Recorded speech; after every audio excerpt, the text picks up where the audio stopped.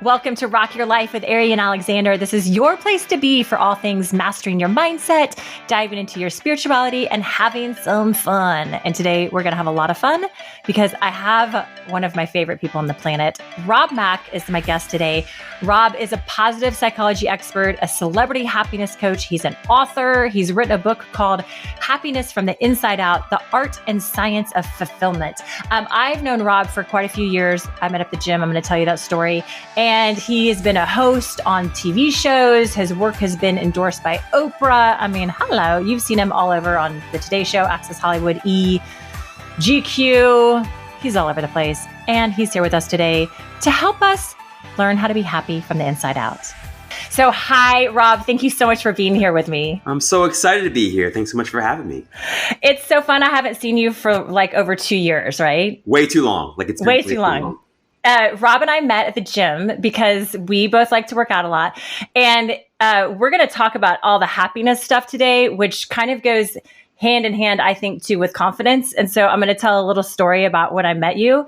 And because I think it's funny and it just kind of shows confidence. Because I saw Rob at the gym and he was always so smiley and happy and he's super fit and buff and working out so hard. And he just has such a great energy that I literally just walked up to you and I was like, hey, my name is Arian. What's your name? Are you new here? But you have the best energy, and I'm so grateful to this day that you did that. I mean, it just takes one to know one. That's true. It was. And then we started being friends, and I found out he's a happiness coach, and I was like, oh my God, this is fabulous. So kindred spirits are here chatting today. Absolutely. God, so great seeing you, talking to you. Thank you.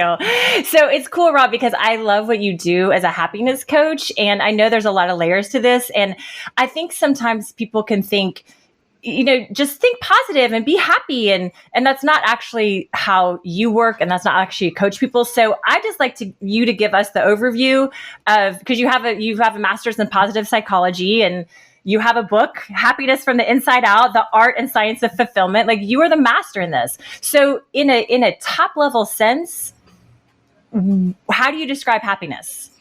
Lots of drinking. I mean, it's just drinking. Is that what we all do?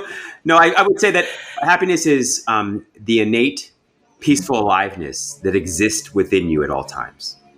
Wow. The innate, peaceful aliveness that exists within you at all times. Always there. Beautiful. Yeah. I mean, a synonym for that might just simply be life. It's that thoughtless, wordless life energy that always exists in and as you, that we often overlook because we get so lost in our life, in our world, in our relationships, in chasing money and success and in simply thinking a lot, So yeah, it's always there, but we tend to overlook it and go chasing it somewhere outside of ourselves and usually in the future. I don't even know how to get into this easily, but what I hear you saying is it's this innate presence that's always within us. Beautifully. And if I can run with that assumption that this innate presence is always here of this underlying place of fulfillment and happiness, and that's the point of view that I walk through life with, I can see how that could shift things. But what I find is, like you said, in today's world, we're chasing money.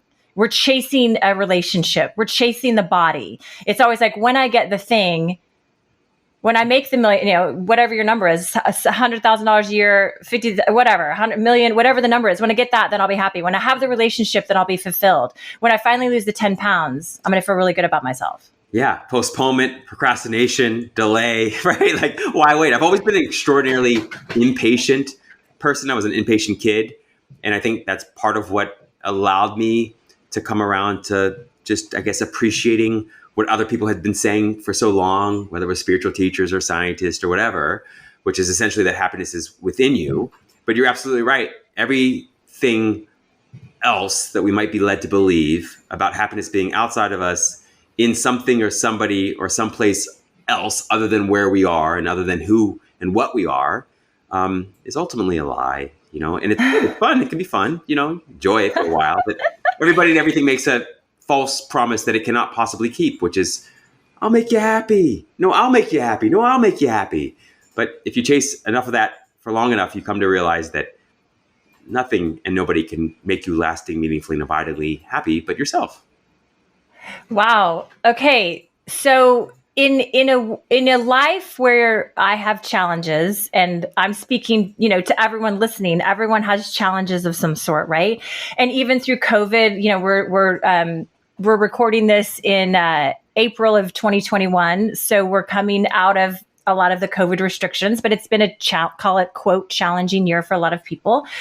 And I can imagine that if I was in a really challenging state, which I've been in my life plenty of times, that it would be hard for me to understand that the happiness and fulfillment actually does come from within. So if someone's struggling with something, how do you help them with that piece of shifting that? Great point. So start where it's easy. Start with the low-hanging fruit. And the low-hanging fruit for most folks is happiness valleys. So what do we know for sure that doesn't bring you happiness, that hasn't brought you happiness, that you don't love doing, that you feel drained for having done, that you just generally, that doesn't allow you to feel alive? And so you make a list of those things. So those are your happiness. Wow. Right? On the other side of that coin are your happiness islands. Those are things or activities that with very little time, energy, effort, uplift you, inspire you, make you happy or feel happy to be alive, right? They energize you. And so you want to make a list of those things, your happiness islands. And so ultimately you want to do everything you can to outsource, delegate, reduce, eliminate, automate, regulate all of your happiness valleys and try to spend more and more of your life on your happiness islands, on those things that you do enjoy and that you enjoy quite easily and effortlessly. So that's the first place we start, which is, how can I focus on doing more happy things and doing less unhappy things? Well, it's really cool because I haven't really heard of a lot of experts in this area speak to identify your valleys. This is true. And I love that. Well, Well, that's why I'm talking to you, babe. That's right. I recognize it over here. But no, it's true. It's, and I think, and I'm sure, I can never really say that anything is my unique idea or contribution because I've read so much, I've listened so much, and I've benefited, from thousands and thousands of other brilliant, wise teachers in my life, some of whom claimed, and talked about the ways in which they were teachers, other people who were just random people that you meet in the street. So, I can receive that, but at the same time, I'm also crystal clear that, there's really nothing new under the sun. Well, and I think the same way too. People are always trying to be like, what's the difference I can make in my business and in what I do and how can I brand myself differently? And I'm like, you know what? None of us are doing anything different than hasn't been done before. It just comes packaged in the way that you say it or I say it and my energy and your energy and whatever it is. And people just gravitate to that. So I totally hear what you're saying. And I just think it's cool too that you have this, that this is how you start with clients basically is like, what are your happiness valleys and what are your happiness islands? Because in my experience, it's so easy to really understand that we need to focus on the happiness islands of like, what brings me joy? Awesome. Like I can write that down all day long and I can try to do more of that. But it's the things that are actually pulling the energy that is important to identify too, not necessarily focus on, but like identify it, of like, where is my energy drained and when at the end of the day, I'm so tired, but what have I been doing that makes me so tired? That's right. I mean, I would argue to your point that happiness is less about creating it or building it or really even finding it. I mean, it was never lost to be found, but that instead it's about removing all of the self-imposed limitations and barriers and obstacles and hurdles that you put in your own way around happiness. And so that's like, how have I been spending my time, energy, and effort or resources and money such that it's made me less happy, that it's gotten in the way of this innate, intrinsic, or inherent happiness that I ultimately don't just have within me, but that I ultimately am, right? So you're right about that. It's mostly about removing the barriers that are in the way of the happiness that's always there within you. And when you say that removing the barriers, which limiting beliefs, doubts, fears, whatever you want to call it, that's really interesting because it is, in my experience too, and if you're just popping in this conversation and don't know what I do, I've been a life and business coach for many years. And so I work with clients as Rob does in many different capacities. And what I have found is that it's easy to think that life is happening to you. So the self-imposed, like it's almost like, how to explain it? Like it's hard to take responsibility that I'm like, oh shit, I'm actually the one like creating all the bullshit stories in front of me. Cause I want to say, I mean, in my own life, I can say like, I want to say it's no, because that guy didn't text me back. And so, or, I got ghosted again or whatever, or like, I didn't get the job, or like, I didn't, I don't have enough money in my bank account, like whatever I can create. And if you're listening, obviously you've got your stories too. Totally.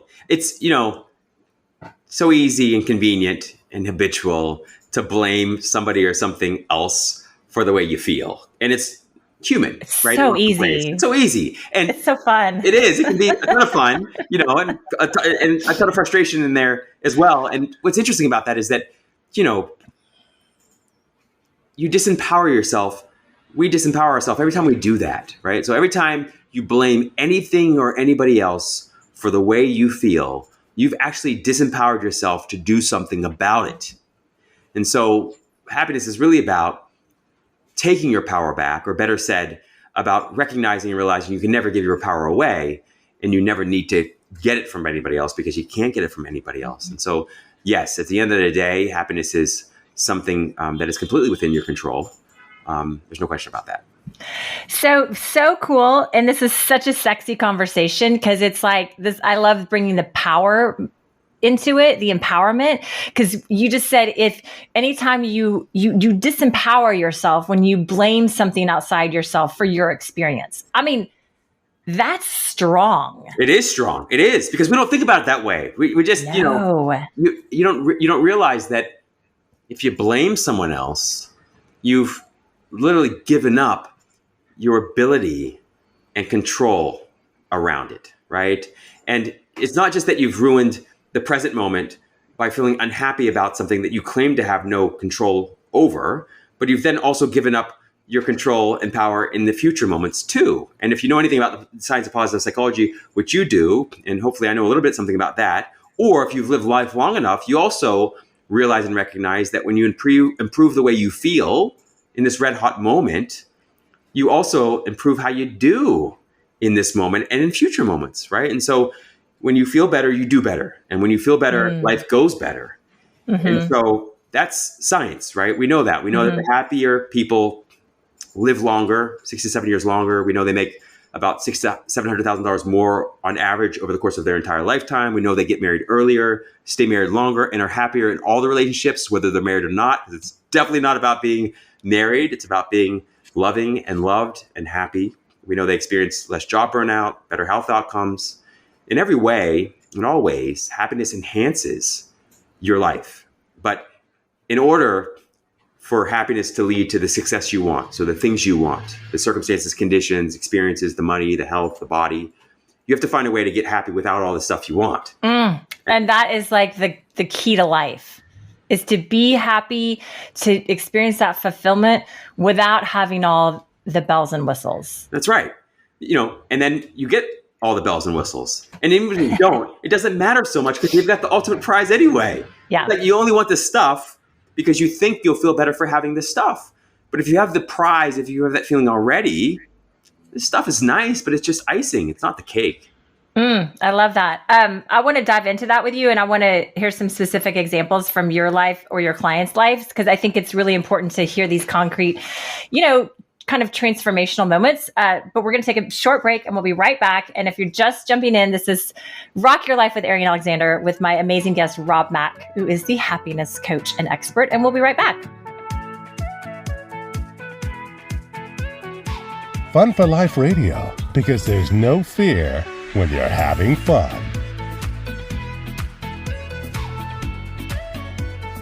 Okay, we are back with Rock Your Life with Arian Alexander. And if you haven't listened to some of our other shows, there's a show I want to tell you about that I love on Fun for Life, which is Truth and Tunes with Pili Montilla. Pili is an amazing cultural music expert, and she interviews awesome people all over the world that are producers, musicians, singers, songwriters, everything, and takes you on behind the scenes looks of all these different cultural musical influences. So definitely check out Truth and Tunes with Pili Montilla.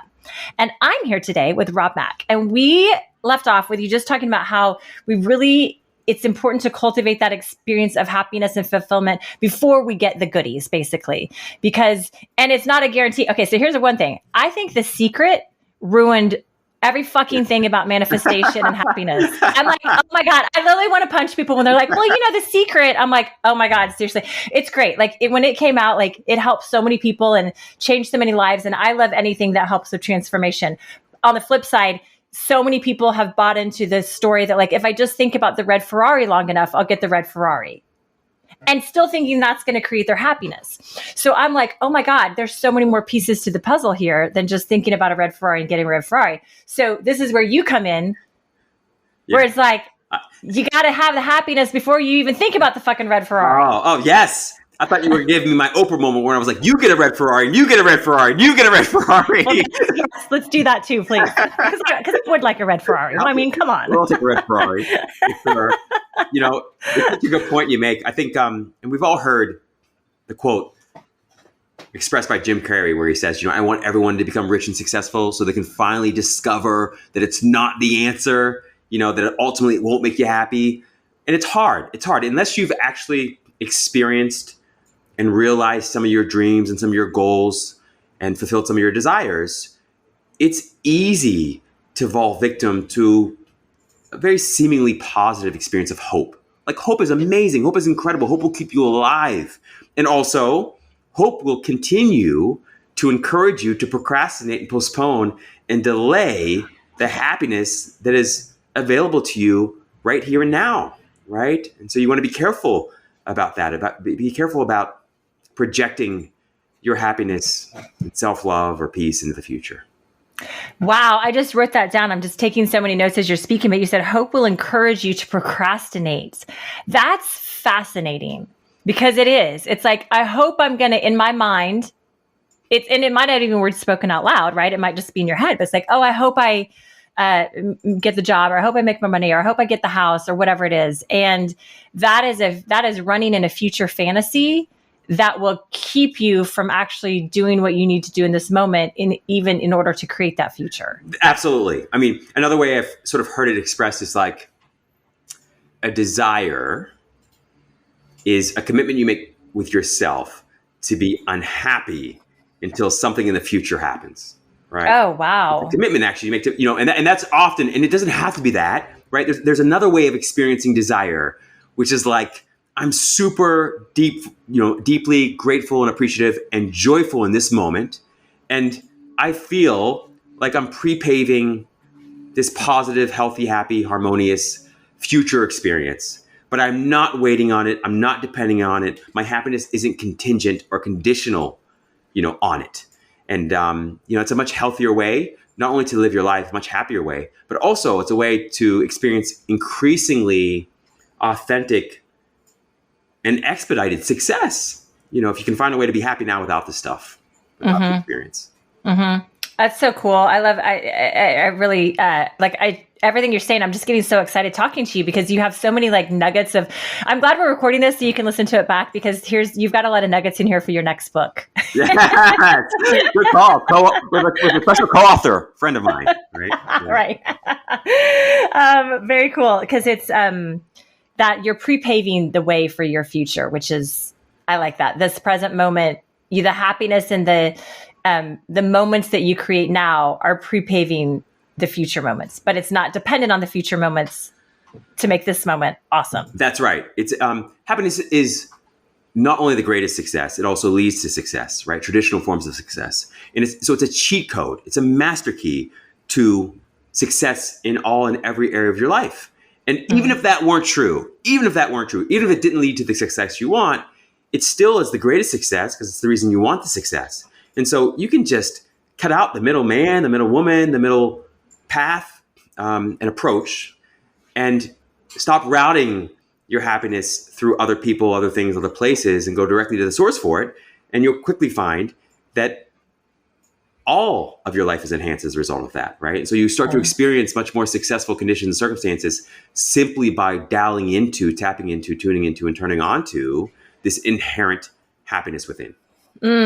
So how I would explain this to a client is, and I like our authentic nature is this place of joy and loving and happiness, which, when we're all born, we have that in us. Like, it's here. And then, like you say, like, it gets clouded through the years with whatever beliefs and stories and influences and collective consciousness and everything. So how I describe it is like the statue of David. When Michelangelo created the David, which is, and I'm sure most of us have seen an image of the David. I've seen it in person and I just wept. Like, I just immediately burst into tears because it's so magnificent. And so it's Michelangelo had a block of marble and he created the David out of this block of marble. So people would ask Michelangelo, so how did you create the statue of David? And the very famous response is, I'm not going to quote this because it's going to be wrong, but the essence is, I didn't create the David. The David was already in the marble. I simply took away what was not the David. Love that so much. So powerful, so poignant, could not be better expressed.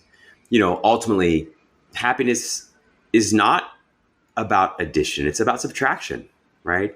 You somehow end up with more by letting go of more, right? Wow. Yeah. And so like a good example is like with spiritual teachers, like it's not that Jesus and Buddha or Lao Tzu or Moses or Muhammad or know so much more than any of us. It's just that what they know, and in those cases, they call it God or joy or the kingdom of heaven or Buddha nature. That's all they know. That's all they focus on. It's like they're single-minded about this one thing. And so the challenge and opportunity for most of us is to be that single-minded about whatever it is that we want to achieve. And in my case, it's happiness.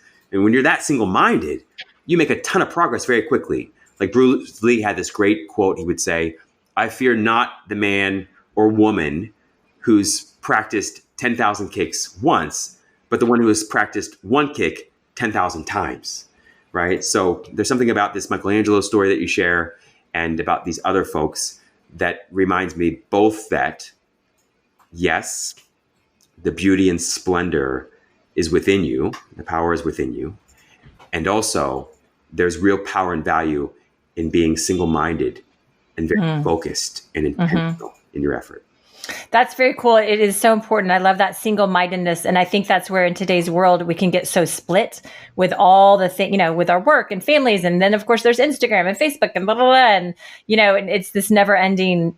And let's tap into social media for a minute, because that's a place can create so much challenge within someone and so much, it's proof, there's so many studies that are like social media is ruining our brains. Now, I'm a big fan of social media because I like to use it for good, but I do know it messes with the dopamine centers in the brain, and it can really, especially for young women, it can really bring up so much feelings of inadequacy and jealousy and competition, and and it's not going away. It's here. So even in something like that, because everyone listening is on social media, right? So like, how do you even in that experience be in the world of social media, scrolling through, and have your single focus still be on your happiness versus going into jealousy or inadequacy around someone else? You have to always keep part of your attention inside you. You can't, right? I love that. You can't give it all to the world. You can't give it all to other people. And that's not only to your benefit, it's to theirs. Right? What most people are looking for in any experience in a relationship is they're ultimately looking for an experience of love or peace or happiness, called abundance, prosperity. And so you always want to keep your attention and focus inside you, where true prosperity, true abundance, true peace, love, and happiness exist.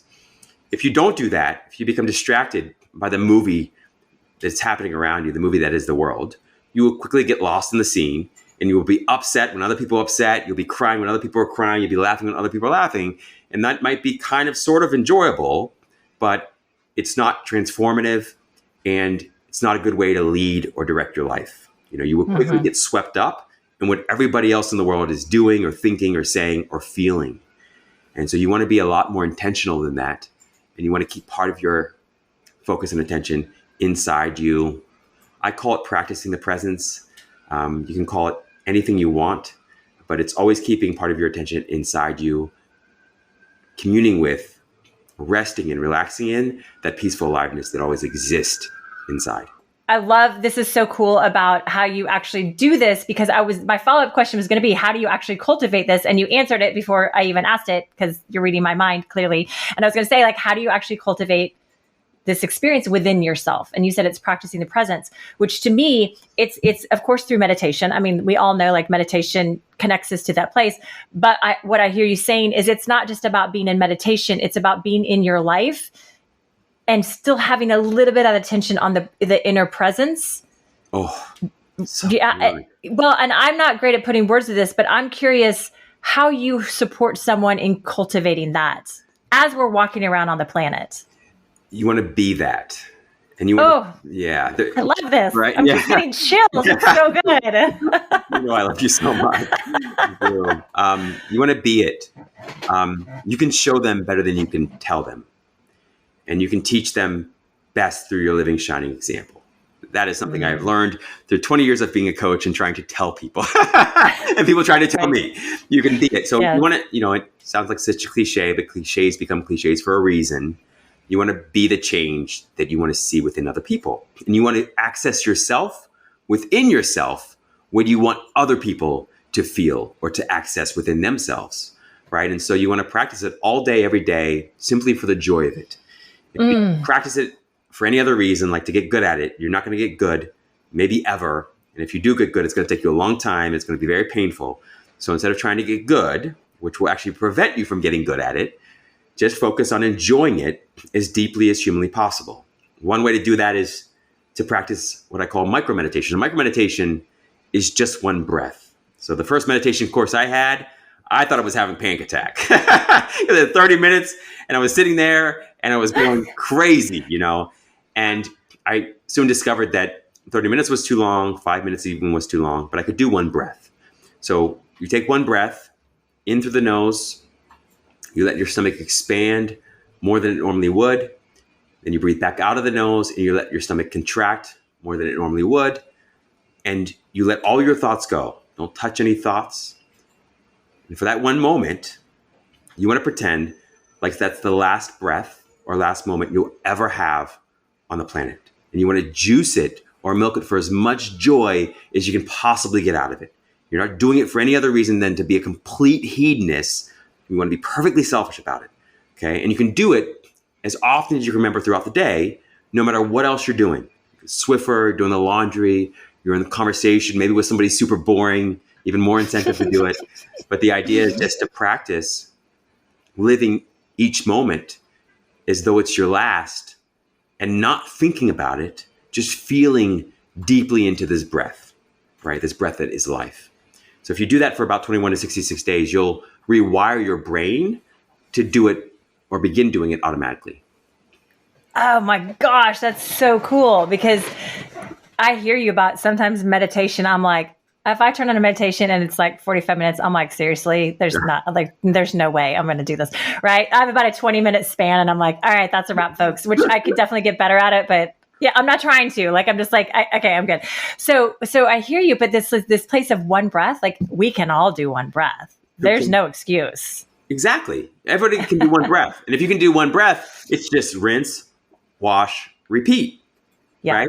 And so that's the idea. The idea is that, sometimes we get so caught up in living a happy life or getting good at meditation that we forget it's the individual moments, it's the present moments that when strung together make for a happy life, that make for a successful meditation practice. If you can just take care of the present, the future will take care of itself. But it's easy to get distracted and lost again and again in chasing something in the future. Right? Even sometimes chasing things in the past. Sometimes we say, I've got to heal all this trauma before I can be happy. Do you? Or are there moments in your day already when you're perfectly content? You're beyond that. You're blissful.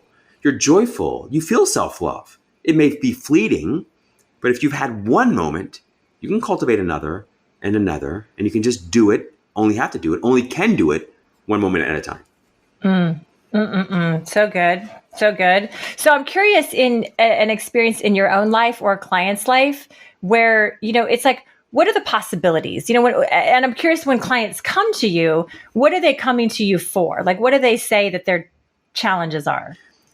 So rarely do people ever come to me and say, I'm unhappy, Rob, please help. That's what I imagined when I became a happiness coach. I was like, I'm going to help all the people that are really unhappy and they know they're unhappy. It's like, no, people come to you mostly because they don't have a girlfriend, they don't have a boyfriend, they don't have a husband or wife, they don't have kids, or they do have any or all of those things.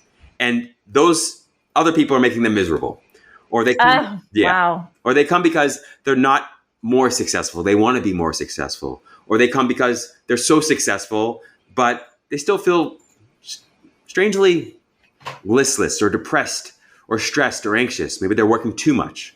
In other cases, they, with the athletes, they want to enter a flow state more consistently so they can, score more points more easily. Sometimes it's confidence. Sometimes, but these are all just ways of saying that I want to be truly, deeply happy and fulfilled inside. But it takes a little bit of, not coercing, but encouragement to get folks to a realization and recognition that what they're really saying is, I want to enjoy my life more deeply and more fully. Love that. So, because I'm like, how do you get into this? Because it's right. None of us walk around and are like, I'm so unhappy. It's situational. So it's like, if, anyone listening, just, you can look at your life, you can track all your, your relationships and your work and your health and whatever it is. And you can see like, where are you stuck, or where do you wish something was different? And that's the place that you have the opportunity to create more of this cultivation of inner happiness, which is very interesting because I hear you. Like, people aren't coming to you like, I'm unhappy. They're like, I want to make more money, or I want to have a better relationship with my wife, or I want a wife, and underneath that is where you find this place of happiness. Exactly. And one of the ways that I get there most quickly is by talking about lazy intelligence, right? So lazy intelligence is a concept I've discovered everyone loves because everyone feels like they're trying way too hard to get the same results that somebody else seems to have gotten much more easily, right? Oh, most of us are tired, we're burnt out, we're stressed, we're anxious, we're whatever. And it's not from a lack of effort, usually. Sometimes it can be. But this idea of lazy intelligence is simply the realization, recognition that you can get equal or better results in any and every area of your life with less time, energy, and effort through lazy intelligence, right? By working smarter, but not harder, right? And so it's really about finding the right lever and pushing on that. So it's like, stop pushing the pull door, the door that you're supposed to pull, stop pushing against it, or stop pulling the door that says push, right? So the idea is, how can we work smarter, not harder? And when I talk to people about that, I say, look, we've got thousands of studies, over 2 decades of research that have proven that if you can find a way to be happy now, all these other desires and dreams you have will be fulfilled, and fulfilled much more quickly and much more easily and much more enjoyably as a result of that.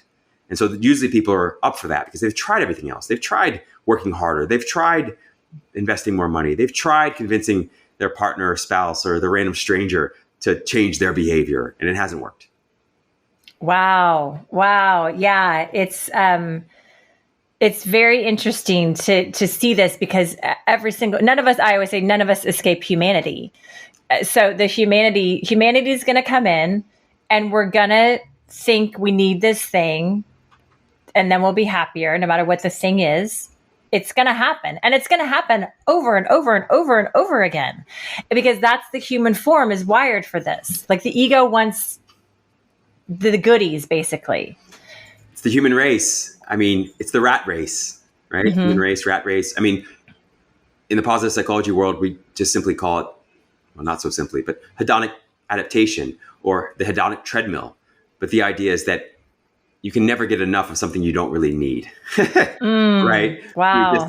It's like that Alice in Wonderland story where it's like, there's a scene and it's like, here you have to run as fast as humanly possible just to keep up with everybody else. And if you want to get ahead, you have to run even faster than that. You have to run faster than humanly possible. And that's kind of the way we live our lives.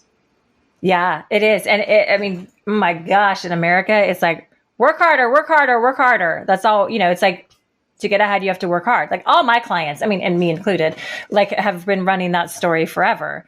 And so that's a big one to shift, or in my experience with myself and with clients, it's a big one to shift.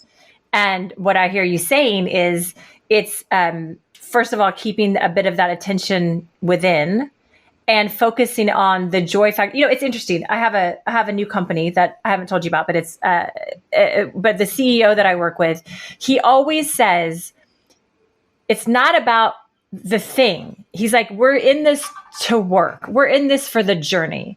Just keep doing something every day and we're going to be fine. And he's like, this is like millions of dollars we're talking about, right? Like this is not like low risk. This is like high risk. And I'm always like, whoa, that's such an amazing way to walk through life, because I have been so, had such an amazing relationship with the wins. No, well, we have to get that client, or we have to get that deal, or whatever. And I'm attached to the outcome. When he's like, no, just be in the journey, just do the work, and it's all fine. And that's what I hear you saying about this place of inner fulfillment and happiness, is just focus on that, and still, of course, do the work, but releasing the story that doing the work is going to get you the thing. That's right. Doing the work is what allows you to receive the thing in some ways, is one way to put it.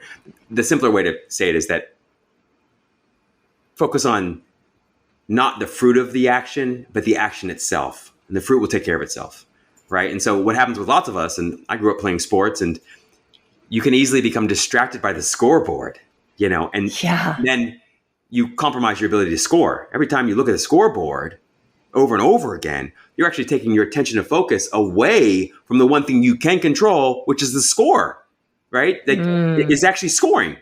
So you don't want the scoreboard and to focus on wins, or the focus on the fruit of your action, to distract you from the process, the journey, or the action that you can take now to score more points. Mm-hmm. So it's such a great metaphor. That's such a great way to say it. That's so cool. So, well, and we'll talk about this in a minute too, but I want to know, like, in how to work with you, it's because it just excites me so much. And I want anyone listening to have the opportunity to get more of you. So I know you do one-on-one coaching. Do you do any groups, or like, how can people get a flavor of Rob? Is it through Instagram, or what? How can we know more of you? Yeah, it's a great question. So folks can check me out on the Instagram page at Rob Mack. That's Mack official. You can always check me out there. I do offer individual coaching.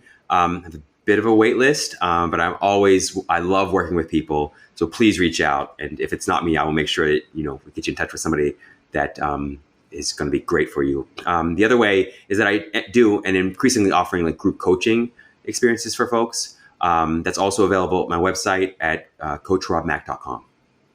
Cool. That's good. Because I think that I wanted to put that early in this conversation, because I just want anyone listening, because I'm so inspired by you. I'm like, oh my gosh, like how do I get more of you? How can anyone, listening, like reach out to you and get some Rob Mack happiness factor in your world? Well, you always know what to ask me. Thanks. We're going to take a quick break, and we're going to be right back. And you're listening to Rock Your Life with Ari and Alexander on Fun for Life Radio. And we are so happy to be part of the Dash Radio family. We'll be right back. Fun for Life Radio, because fun is habit forming.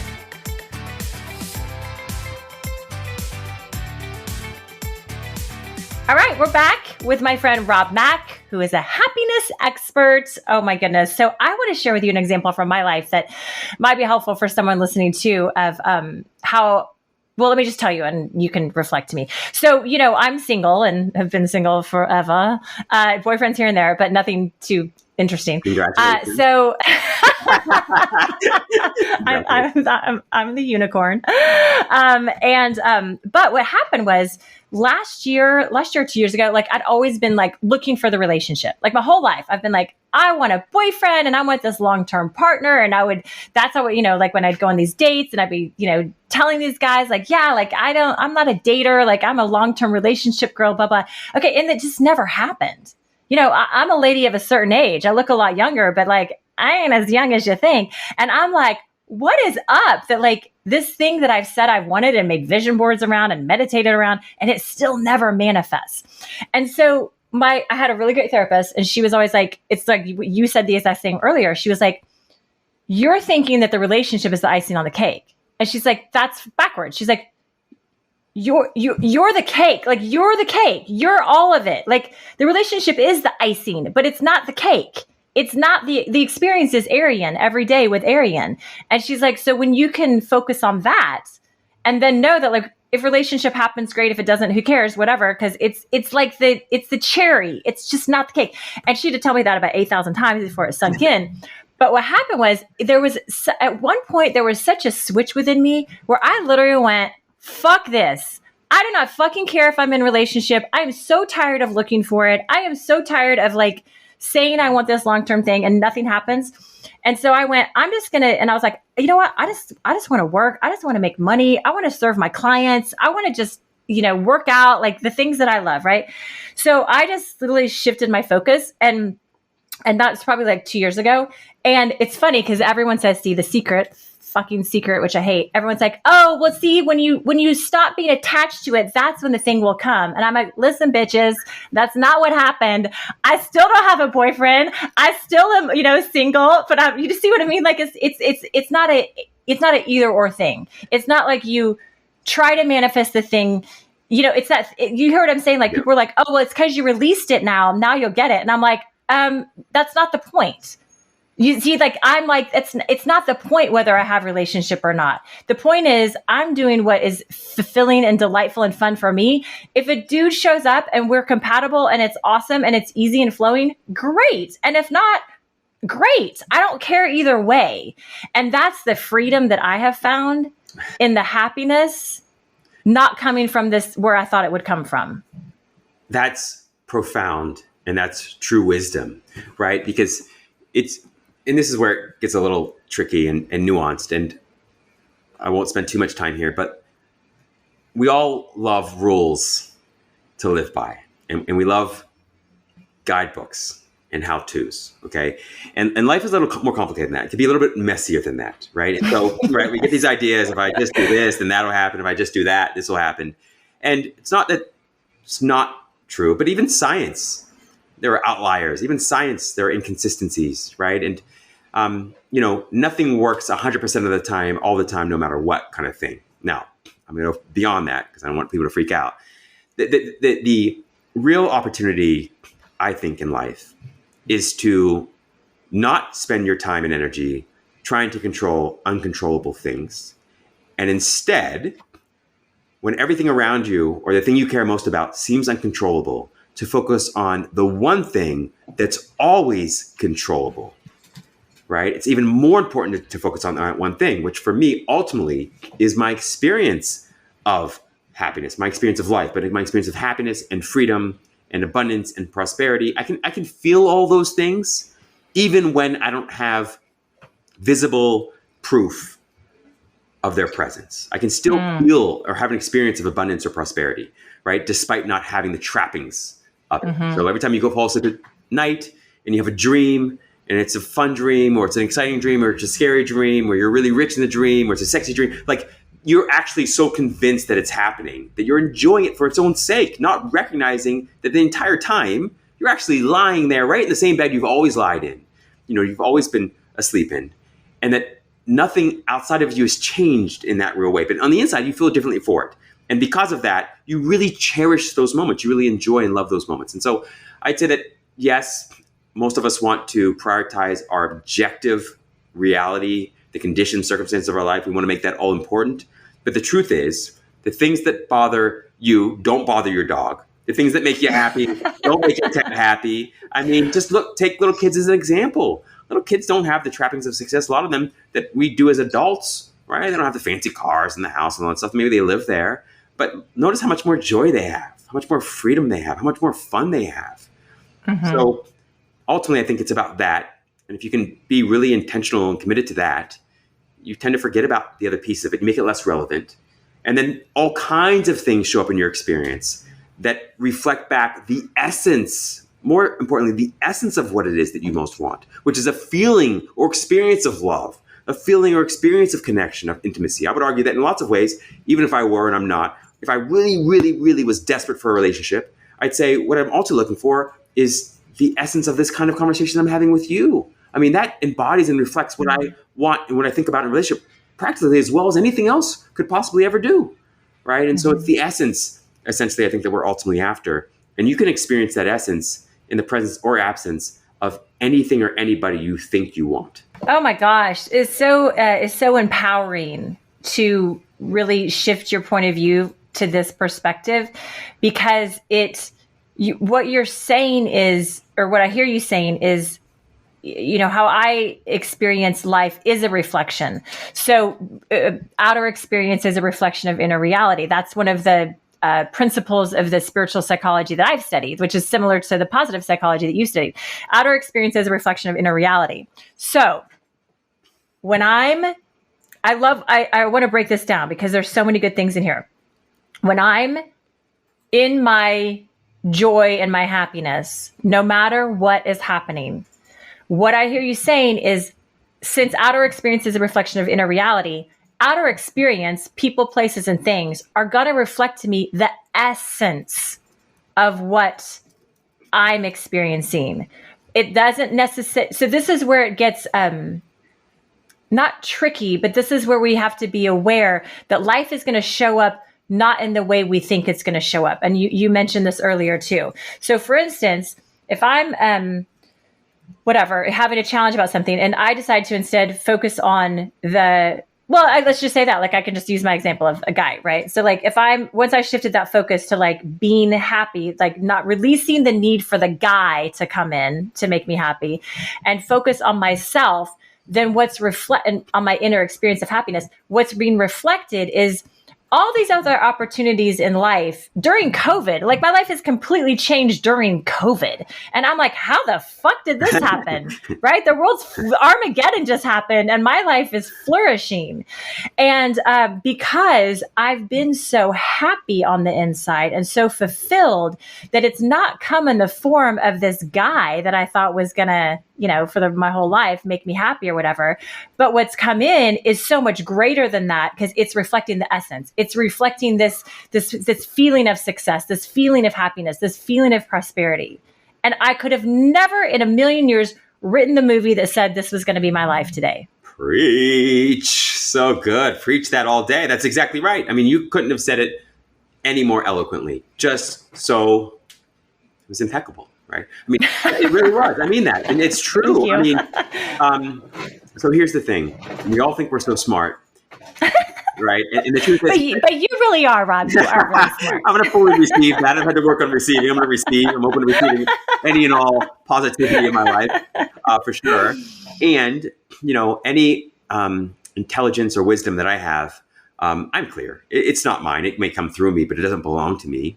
And I've studied lots and I've worked a lot on myself and all that good stuff. But ultimately, it's come through me, right? And so life itself is so much smarter, so much wiser, more brilliant. I mean, infinitely so than these tiny little spoons that we call a human mind, right? That, like, human intellect. And so whatever it is that hangs the earth on nothing, that spins it on its axis, revolves it around this super hot star that we call a sun at just the right distance away from the sun so it doesn't burn up and so we don't freeze either. Like, that intelligence also happens to be coursing through your veins, right? It's also what keeps your brain, working and functioning, what keeps your heart beating, what keeps your lungs breathing. And so there, for me, is trust in whatever it is that brought me into this life, that will take me out of this life, that ultimately is my life. Implicit trust in that. And it's the trust in that and the knowing that whatever that is, source, God, infinite intelligence, the universe, it knows what it's up to. Okay. It clearly knows what it's up to. And even though I might not always love it or like it, in fact, sometimes I might downright hate what's happening to me or to somebody else, and I might have preferences for other things, ultimately I do have to recognize and realize that if I wanted, I couldn't even create a single apple, let alone an entire universe or multiple universes or any of this, right? And so there has to be some trust, we'll call it faith, that whatever it is that's running the universe and has done so for all time, as far as we're aware, and that, allows us to, fly, what are we going, I think 67,000 miles per hour, this earth is moving, right? While it's also spinning, that knows what it's doing. And so you can trust that whatever it is that you want, it will be taken care of and it is given, and in much bigger, better, more blissful ways than you can probably imagine. Yes. Amen to that. Oh my gosh. Well, I think that's the starting point, is that it's that breath that you said, to take the deep breath in, letting your belly expand more than it usually does. And then letting all the breath out and letting it contract more than it usually does. It's that one breath, in that breath, moving into that place of trust. And how I experience that is it's like, it's starting to be more of the observer of life than in the life. Because my pea brain, little human brain that thinks it knows everything and thinks it can control everything and wants to try to control everything, as humans do, want to control everything. When I can get distance from that and start being an observer, and through this whole conversation, I'm really getting this. It's like watching myself instead of thinking that this is all real. Because when I think it's all real, then I'm going to get upset and I'm going to get mad and I'm going to get scared and all of that, which is fine, because I'm going to go into the emotions of all that. But when I can be the observer and take that deep breath into that place of trust that this source of life, like you said, the sunshine that comes every day to give us life, and the breath that I don't even have to think about, that I just get to breathe, that this intelligence, whatever you want to call it, God, spirit, life force, sunshine, universe, I don't care what you call it, but it's so much smarter than I could ever even possibly imagine I could be about how life can unfold. Boom. So it's that place of trust that I think is so important. Boom. That's why we call it childlike faith, because it's faith. It's the faith of presence, and it's the faith of no mind. It's the faith of being the non-judgmental observer, and just the way you described, it's a realization and recognition that you aren't the movie, you're watching the movie. What a difference, right? When you think that you are the movie, or that you're in the movie and the movie's real, you are going to be seduced into all of the emotions that are meant to, but by all the scenes that are meant to trigger those emotions within you, right? But when you step back, like you said, and you remind yourself, oh, wait, this is fun because it's fake. And I can get drawn in the movie if I want. I can play that game too, where I'm totally lost in the movie and I'm crying, I'm laughing and, yelling at the screen. It's fine. But I can also, anytime I want, step back, remind myself, this is just a movie. I can watch it without judgment. I can enjoy it even more when I'm not attached to everything that happens in every single moment. And I'm in touch with a deeper felt sense of reality that I call happiness or peaceful aliveness or simply God inside of me, that is more real for me and more fulfilling for me and happier for me. My life goes a lot better. And it goes better even if circumstances and conditions aren't to my liking all the time. Oh my God. So beautiful. So beautiful. You're just so wise, and you can share this so in a way that isn't over people's heads, like that's what I love. It's like, oh, it's kind of like language that people can understand, which is really helpful. I have always appreciated folks that do that. So from you, especially from you, that is the highest compliment. Like, thank you for that. And I also realize that like so many of us hide behind jargon and language, and we confuse ourselves with language and jargon. And that's been one of the benefits of my coaching practice. Like the same conversation I have with a professional athlete is the one that I have with the entertainer. It's the one that I have with this, a senior executive or a stay-at-home mom or a stay-at-home dad. It's the same conversation. We use different language, but the idea essentially and eventually is to bring us back to the same finite principles or themes or topics. Love it. Love it so much. Oh my gosh. All right. I have some lightning round questions for you as we wrap up today. And if you're listening, don't forget to go find him on Instagram. What's your Instagram again? Yeah, it's Rob Mack, M-A-C-K, official. Rob Mack official. And then his website is coachrobmack.com. And go check him out. You're going to love all his stuff. And get his book, his happiness book. Okay, so lightning round. Now that we're opening up from COVID, where are you going to travel to next? I want to go back to Miami. I mean, I love Miami, and I've considered, moving back to Miami on many occasions. I might just, do the bicoastal thing. But Miami, I also wouldn't mind going to Ibiza and also to Bali. I mean, those are always top of list for me. But I think those are the major places for me.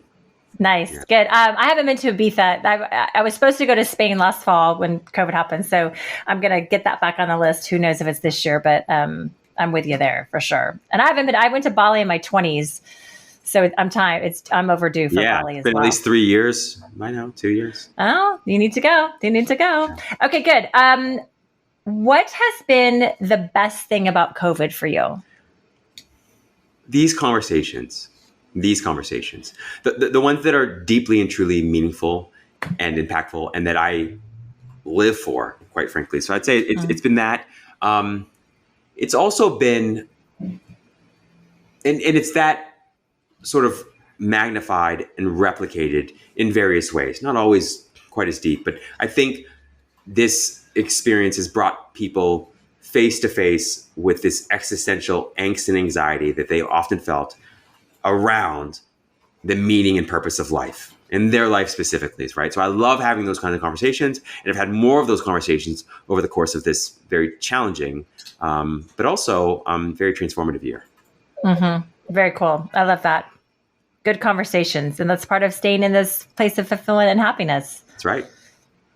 Okay. Now for something fun. What are you watching on TV these days? Oh man. So I got rid of my TV in 2002, and I hadn't had one until, I don't know, maybe 2 months ago. And I had a friend getting rid of the TV and big screen TV, and she didn't know where to put it. And so I was like, well, I'll hold it for a little while, And of course, I'm like, well, let me see what's on this TV, So I watched The Blacklist, which I love, great TV show. I watched Billions, I loved. I watched The Good Place. Yes. I'd say those were I even watched, I went down this like Covert Affairs. I don't know if that's since been off the air, but I would say Billions, Blacklist, and The Good Place have been my top three. Good choices. All good stuff. Very fun. Okay, good. I love it. All right, Rob. Well, thank you so much for being here today. Everyone go check him out because he's amazing and such a dear friend of mine. And I'm so glad we got to spend this time together. So thanks again. You are such a gift. It's my pleasure and privilege. Thank you so much. You're welcome, love. Bye. Bye.